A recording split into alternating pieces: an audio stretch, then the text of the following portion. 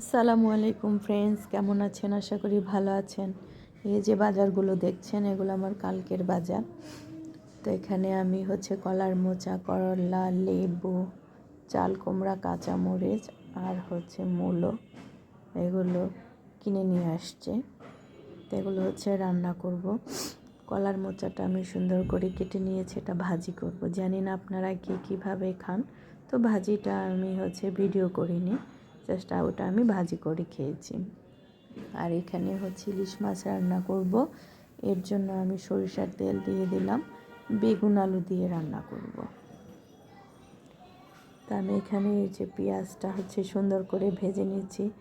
সরিষার তেলের কালারটা দেখে মনে হচ্ছে হলুদ দিয়ে রেখেছে,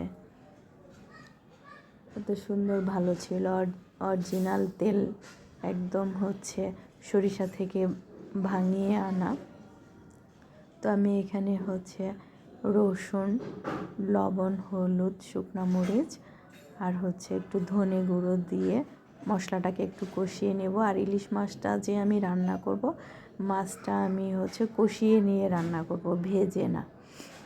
কষিয়ে রান্না করলে তরকারিটা ভালো লাগে, আর ভেজে খেতে ইচ্ছে করলে এমনি জাস্ট ভেজে খাওয়া যায়। তরকারি না, আমরা ভেজে খাই না, এমনি শুধু ভেজে খাই। তা আমি মাছটাকে সুন্দর করে কষিয়ে নেব। আমার মাছের যে কষানো মশলাটা কত সুন্দর কালার হয়েছে।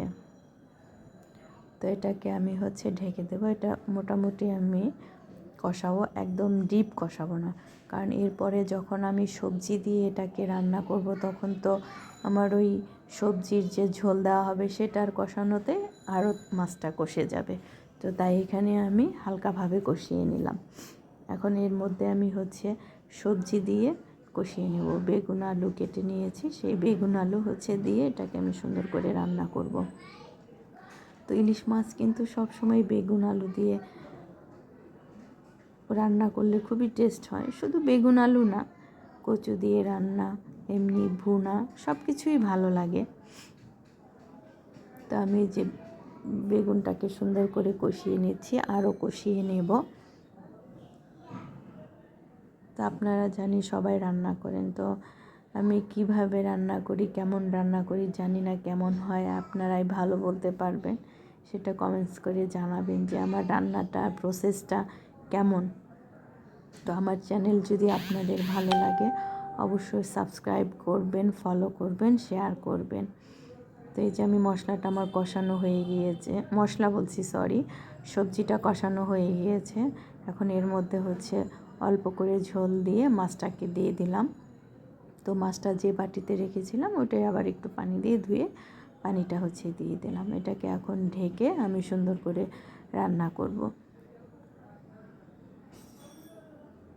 তো এই যে আমার রান্নাটা শেষ। এই যে ঝোলটা রেখেছি, এই ঝোলটা সবজির সাথে একটু টেনে যাবে, তাই একটু বেশি